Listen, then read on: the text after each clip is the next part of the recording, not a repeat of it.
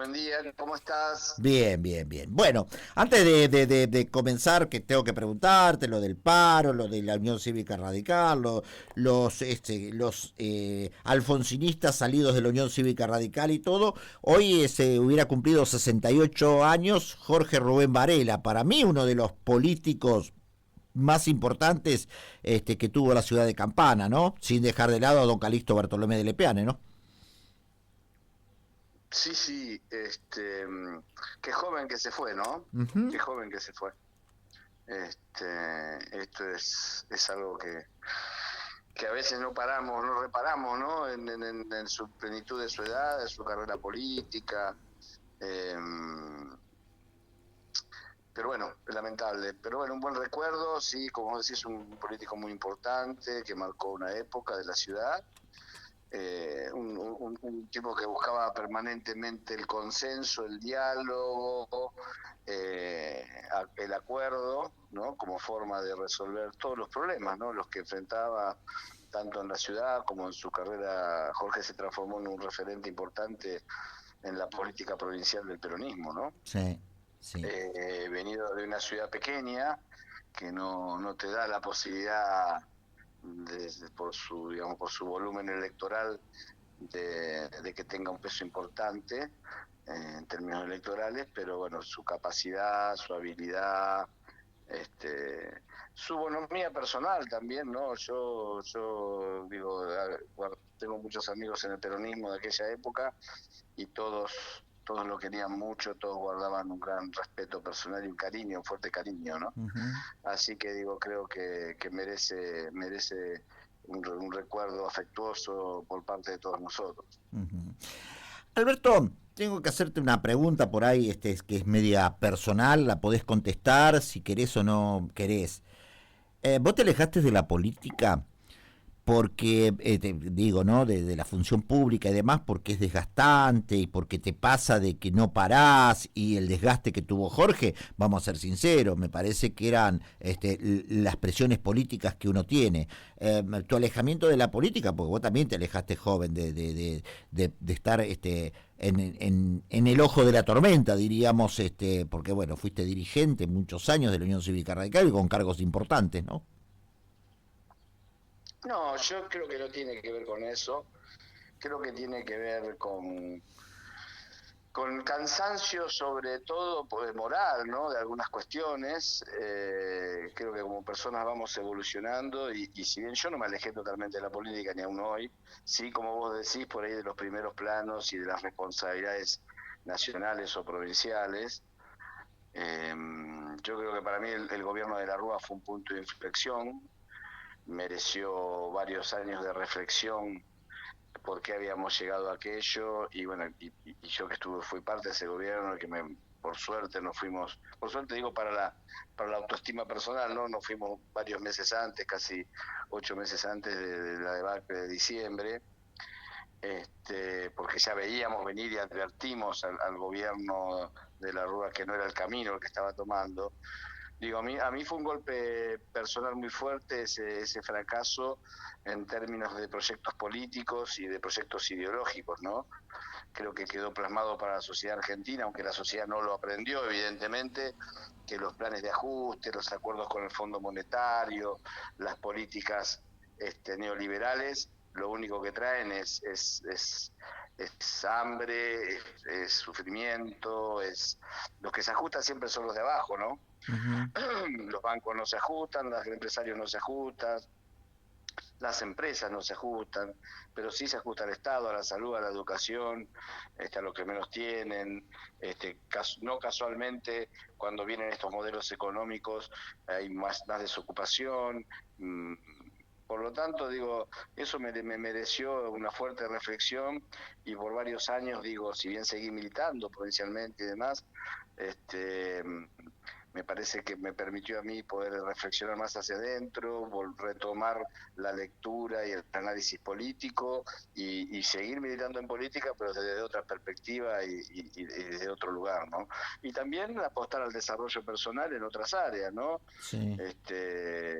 Porque aparte yo de joven con mis hijas chicas tuve la vorágine de la política te llega a poder atender poco a tu familia, a tus hijos, y la verdad que lo que busqué también fue en lo personal volver a conectarme más con mi familia, con mis hijos y tener otro vínculo más cercano, ¿no? Y bueno, eso hace que vos inviertas tiempo en lo que te parece más importante, en mi caso mis hijas, ¿no? Por lo tanto, digo, eso fue el proceso, no porque por el desgaste que genere, porque digamos, la política es una pasión y si te dan una responsabilidad la cumplís y la cumplís con todo lo que podés, con todo lo que da, los que tenemos vocación política, los que hacemos política porque creemos en que la sociedad tiene que estar mejor, no tenemos límite en eso y Jorge era un ejemplo, ¿no? Ujú. En ese caso, en ese sentido. O sea que yo te escucho y dos veces planteas lo mismo, ¿no? El abandono a tus hijas, el abandono a la familia, pero digo, uno se da cuenta con el correr del tiempo. ¿Te pasan factura? Porque vos tenés hijas grandes también. Al contrario, yo creo que recompuse o retomé o profundicé un vínculo muy fuerte en el cual ellas siempre entendieron cuál era mi vocación y la acompañaron y el día de hoy no hay facturas, al contrario, lo que Ujú. hay es mutuo agradecimiento y cariño. Y digo, bueno, uno elige en la vida también cuáles son las cosas más importantes, ¿no? Y yo creo que a veces hay que darse cuenta a tiempo de que las cosas que son apasionantes para uno también a veces lo llevan a dejar otras cosas que son tan o más importantes, ¿no? Sí. Entonces digo, a todos mis amigos que hacen política en una forma un poquito más, digamos, donde dejan más cosas de lado, se los digo porque les aporto también desde ese lado, ¿no? Ujú. Alberto, ahora que los pibes, cuando los pibes son grandes, dice, papá, volvé a la política, así no le reventa la bola. ¿Viste cómo son los pibes hoy? Sí, sí, sí. O se enojan y te No, dicen, a che, ver, no hay sí, que ser autorreferencial, pero yo te doy un ejemplo. Yo ayer domingo me fui con mi hija a un festival de rock todo el día claro. y que tiene 16 años y eso no tiene precio, Ujú. ¿entendés? Entonces, digo, por ahí haber tomado un poco de distancia de algunas, digamos, no totalmente, porque vos sabés que Sí. sigo militando, sigo haciendo política, pero desde otra perspectiva y con otro nivel de compromiso de tiempo, ¿no? Bien, sí, es indudable. Bueno, te saco de este ámbito y vamos ahora, cachetazo para el gobierno, la no aprobación de los pliegos del hijo y de García Mansilla. Sí, yo digo dos o tres cosas sobre este tema. Primero, una barbaridad pretender, como pretendió el gobierno, aprobar por decreto la incorporación a la Corte, más allá de que intentó justificar con algún antecedente de 1910, cuando todavía no existía la República en la Argentina, porque no había el Poder Ejecutivo, la división de poderes que hay hoy. Recordemos que todavía existía el fraude patriótico en esa época, por lo tanto es un muy buen ejemplo de respeto a la República y a la democracia. Después con otros argumentos mentirosos, porque los gobiernos que fueron incorporando por decreto provisoriamente jueces, nunca fue a la Corte Suprema, siempre fue, por ejemplo, cuando Alfonsín tuvo que crear la Cámara Federal porque no había Cámara Federal en la Argentina, la creó por decreto y después la ratificó por ley, pero fue una Cámara Federal, no la Corte Suprema de la Nación. Y Ujú. fue un momento extraordinario donde salíamos de una dictadura y teníamos la necesidad de consolidar una justicia de la democracia, ¿no? Entonces, te digo, me parece que por un lado es justo lo que ha hecho el Senado, por otro lado, creo que aprovecharon aliados del gobierno como el radicalismo y el PRO, aprovecharon este tema para pasarle factura al gobierno y decirle, bueno, mirá, a veces podemos acompañarte y a veces no, por lo tanto valemos más de lo que vos creés que valemos o de lo que vos nos estás dando a cambio de garantizarte todas las leyes. Y ese conjunto de cosas me parece que hizo que se rechazaron los pliegos de dos jueces, digamos, de dudosa prestigio para ser incorporados a la Corte. Eh, no digo que los que estén ahora lo tengan, porque digo, creo que Macri también incorporó a dos personas cercanas a su visión política, incluso vinculadas con alguna de sus empresas, a la Corte Suprema, Rosenkrantz, entre ellos. Pero bueno, digo, en esta Argentina donde la justicia es una moneda de cambio de la política, es un freno interesante que debería servir para que las incorporaciones necesarias que se hagan a la Corte tengan por lo menos un perfil mucho más ecuánime, mucho más equilibrado y mucho más vinculado a su conocimiento legal y a su trayectoria que a su adscripción política, ¿no? Uh-huh. Fuerte fue eso. Ahora, hay derrumbe de los mercados, la pelea de Trump con China, que no nos van a apoyar desde Estados Unidos si no rompemos relaciones con China. Complicado se le viene a Javier Milei, me parece, ¿eh? Y quiero después de esto hablar de la movilización de este miércoles, perdón. Este miércoles. A ver, creo que Milei está haciendo todo mal, en el marco de un mundo que va todo mal. O sea, porque a veces vos podés hacer todo mal, pero en un mundo que crece tenés chance de encontrar algunos nichos, algunas posibilidades de apoyo, de ayuda, ¿no? Macri también hizo bastante mal las cosas, pero sin embargo tuvo un contexto mundial en el cual recibió ayuda del fondo, de fondos de inversión y demás. A Milei le tocan las dos cosas, un modelo inviable en lo económico en el marco de un mundo que cada día se pone más peligroso en términos de la economía y de la convivencia. Me parece que lo de Trump es una locura. Este amigo admirado por Milei está llevando al mundo a una debacle económico-financiera. Yo quiero recordar que la gran crisis del 29-30 del Mundial, la recordás, ¿no? O sea, no porque estuviéramos vivos en aquella No, época, por favor. El crash financiero más importante de la historia de los últimos siglos de la humanidad. Se motivó también en 1925, comenzaron a levantarse a muy altos aranceles en la economía norteamericana. Entonces digo, ojo, porque podemos ir a una crisis mundial muy profunda que sea muy peligrosa no solo para los países, sino para los ciudadanos, para la producción, para el desarrollo, para el crecimiento, para la investigación, para la vida misma de los ciudadanos. Y me parece que en ese marco la Argentina está muy débil y encuentra un gobierno que no tiene brújula, porque cuando los países se están cerrando, la Argentina se está abriendo. Vos, por ejemplo, escuchaste que están planteando la importación de autos de China, sí, para bajar los precios. sí. La industria automotriz argentina es una de las pocas industrias masivas que genera empleo y que produce ganancias en la balanza comercial con la venta de autos y de repuestos. Digo, es destruir la industria automotriz nacional. Digo, ¿hasta dónde van a llegar estas políticas neoliberales de Milei? Entonces digo, en un mundo que se cierra, en un mundo que soy un peligro en términos económicos, Milei está rifando nuestra economía y nuestro futuro. Uh-huh. Digo, y bueno, esta movilización del miércoles creo que va a marcar también un antes y un después en el gobierno de Javier Milei, porque ahí estaba la UTA que paraba, que no paraba, y aparentemente van a hacer un paro los micros también. Pero Rubén, está pasando nada más que lo que dijimos al principio. Yo no sé, vos de veras seguramente sos un tipo con mucha memoria, lo que charlábamos antes de que asumiera Milei, cuando asumió Milei y sus primeras medidas. Y yo te decía siempre, este es un modelo que en el mediano plazo es inviable. Sí. Milei va a tener una gran euforia al principio, porque los sectores que se sienten ideológicamente identificados con su forma de pensar, más los sectores que tenían una esperanza en su propuesta económica, van a ir lentamente perdiendo esa motivación, porque los retrocesos que va a ir teniendo el gobierno, la inconsistencia del plan económico, la inconsistencia del pensamiento político económico va a hacer que se vaya cayendo. Bueno, se está produciendo eso que dijimos hace un año y pico atrás, Sí.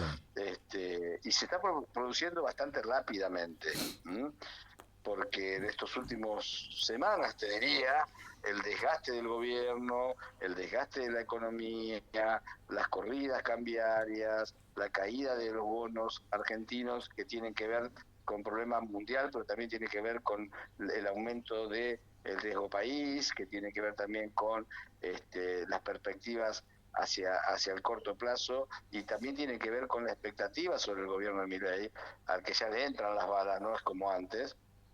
Digo, está produciendo ese desgaste, y creo que, como vos decís, lo del miércoles va a ser un punto de inflexión, porque ¿por qué la UTA para?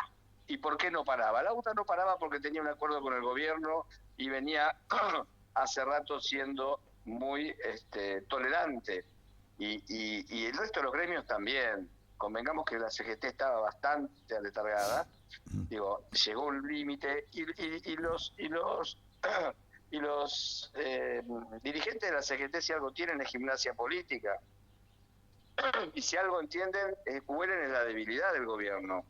Ujú. Y cuando hay un gobierno débil y la gente te reclama, vos tenés que tomar medidas, porque si no la gente te pasa por arriba, ¿sí? Porque si la CGT no para, lo que va a pasar es que la que se va a expresar va a ser la sociedad, van a ser los trabajadores por sí mismos, de alguna u otra manera. Por lo tanto, por eso la CGT hoy, y la UTA incluida, se suman a este paro de movilización, lo convocan, porque ven que ya el gobierno de Milei entró en una pendiente de desgaste. Ujú. Y el paro va a hacer que eso se profundice, seguramente, y esperemos. este, Hola, hola, hola. A ver, se me cortó la comunicación. Vamos a retomar nuevamente con Alberto Giordanelli. Pero bueno, estaba diciendo que seguramente esta movilización va a ser importantísima. Así que bueno, vamos a retomarla. ¿Lo tengo? Bien. Decías que esta movilización del miércoles, Alberto. Sí, como vos bien decís, me parece que va a ser un punto de inflexión, pero bueno, ya estamos, digamos, en esa pendiente, se van a ir sumando expresiones populares. Esperemos que el gobierno atienda los reclamos, que el gobierno dé un giro con relación a las medidas económicas que toma, que entienda qué es lo que está pasando, que entienda qué es lo que está pasando en el mundo. Yo creo que el papelón de Milei de la semana pasada, diciendo acá que iba a entrevistarse con Trump y no siendo recibido, demuestra lo poco que entiende el mundo Milei y lo poco que entiende las relaciones internacionales. Y esto es muy peligroso en un momento como esto, ¿no? Entonces, esperemos que el gobierno entienda su responsabilidad y empiece a hacer los cambios necesarios, porque si no, lamentablemente, lo que genera es un desgaste que no sabemos hasta dónde llega, Ujú. y que todos queremos que se mantenga, digamos, las instituciones firmes, fuertes en Argentina, que los gobiernos, que tengamos elecciones en octubre, que lleguemos al año 2027 y que podamos elegir quienes queramos castigar en las urnas a este gobierno, y quienes quieran votarlo, digo, pero me parece que hay que apostar a la continuidad institucional, Sí. y para eso el gobierno también tiene que hacer lo suyo, ¿no? Ujú. Alberto, dos cositas. La justicia porteña le ordenó a que la policía de la ciudad custodie a partir de ahora toda la marcha de los jubilados. Cuando la justicia porteña dictamina esto, ¿qué quiere decir? ¿Que no le va a permitir a Patricia Bullrich que ponga ninguna fuerza nacional? En principio es lo que están planteando. Yo creo que el gobierno va a recurrir esa medida y va a ir a la Cámara, para apelarla. Ujú. Veremos qué es lo que decide la Cámara. Pero yo creo que en principio, pues, la justicia porteña está considerando que al ser en la capital, la responsabilidad es del gobierno de la ciudad. Es un criterio correcto, pero el gobierno nacional también puede pensar que, tratándose de un tema nacional, tiene que involucrarse. Yo creo Sí. que es correcto, yo creo que salvo grandes, digamos, grandes desmanes, estas movilizaciones tampoco son tan grandes, es un tema del gobierno de la ciudad, es un tema local. Sí. Pero aparte, mira, vamos a hacer una reflexión sobre este tema. Cuando menos policía ha habido menos conflictos. O sea, en la marcha del 24 de marzo no había policía y no hubo un solo conflicto, y hubo 500, 600 mil personas. ¿Me entendés? Entonces digo, no es la gente la que provoca los desmanes, no es la gente la que provoca la violencia, está clarísimo.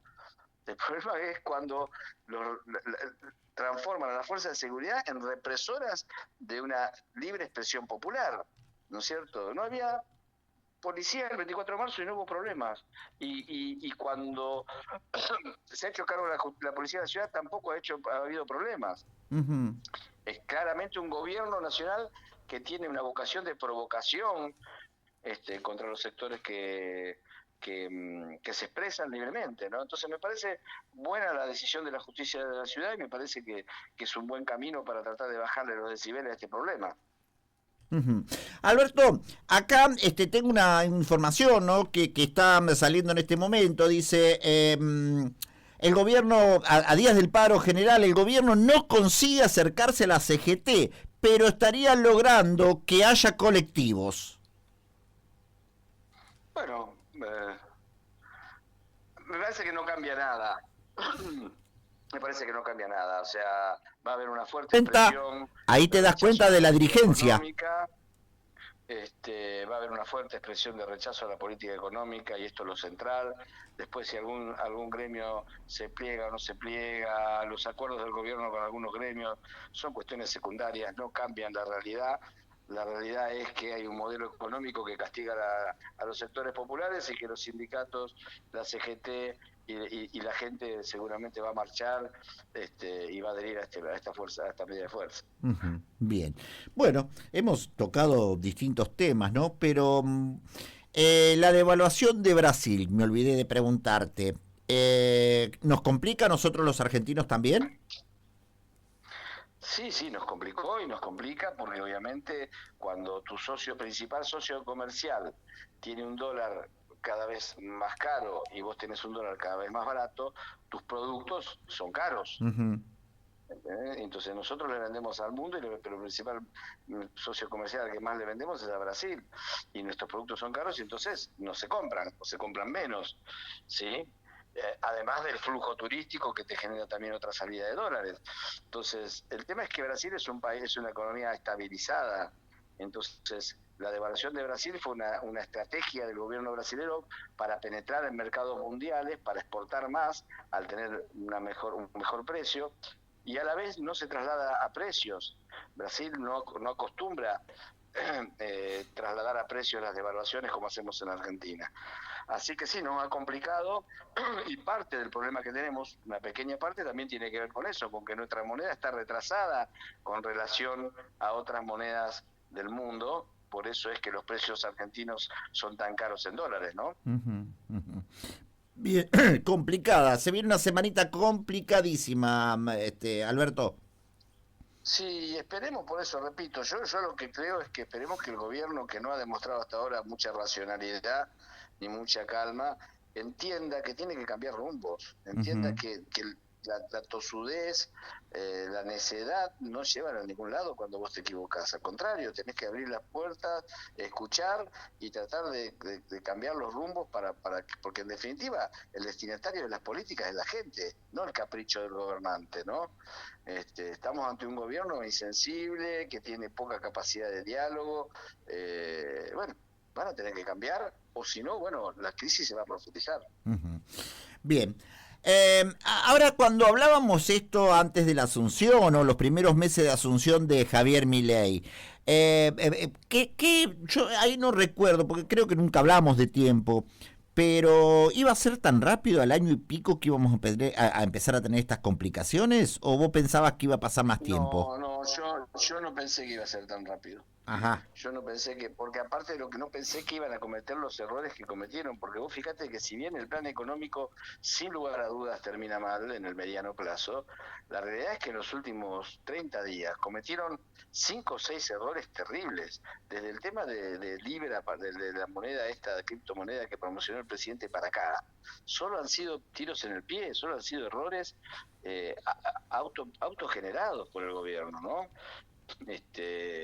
El ministro Caputo diciéndole al mercado que no sabe si el Carol IPEC del 1% que puso se va a mantener. ¿Qué quiere decir? El mercado que leyó, una devaluación y salió a comprar dólares. Entonces digo, son todos errores que comete el gobierno. Si el gobierno no hubiera cometido estos errores, el modelo igual fracasaría, pero por ahí no tan rápidamente, o no tendría una crisis tan rápida y una corrida tan rápida como la que tuvo, ¿no? Pero bueno, digo, evidentemente no tienen algunos funcionarios la capacidad necesaria para conducir, llevar adelante los destinos de un país, ¿no? Ujú. Raro, difícil esto, pero Y bueno. ya quedaba demostrado, o sea, el fracaso de Caputo terminó en 45.000 millones de dólares de deuda para la Argentina.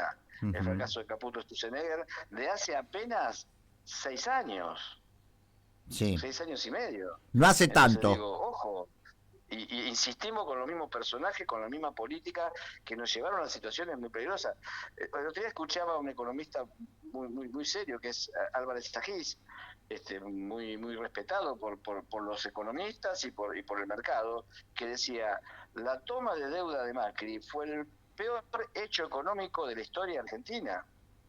No va a existir en este siglo otro hecho económico tan grave como ese, que nos condicione tanto a un Ujú. país que estaba desendeudado con el Fondo Monetario. Entonces, porque es una deuda que no se puede pagar, que solo se pueden pagar los intereses. Estamos condenados a pagar los intereses de esa deuda y a refinanciarla permanentemente. Digo, y repetimos los mismos funcionarios que generaron lo que según este economista es el peor error económico de la historia argentina. Sí, es todo, mira, la verdad que es preocupante, Alberto. Bien, te quiero agradecer como siempre, pero bueno, seguramente la semana próxima vamos a hablar y vamos a tener un panorama por ahí más esbelto de lo que está pasando. Sí, Igualmente, sí, sí. no, igualmente No, no, vamos a te escucho. comenzar antes de las elecciones, vamos a comenzar un programa a la tarde noche en la radio, como lo hicimos antes, los precandidatos, y me gustaría que tengas una participación más activa aquí con los invitados, como periodista invitado, o como político periodista invitado que tenés mucho conocimiento compartiendo la mesa conmigo. Sería un placer para mí. No sé si todos los días que se emita el programa, pero una vez cada 15 días al menos. Contá conmigo desde ya, que me encanta, me Bien, encanta. te mando un Así que, abrazo, amigo querido, gracias, ¿eh? igualmente, chau, chau, chau, Hasta igualmente. luego.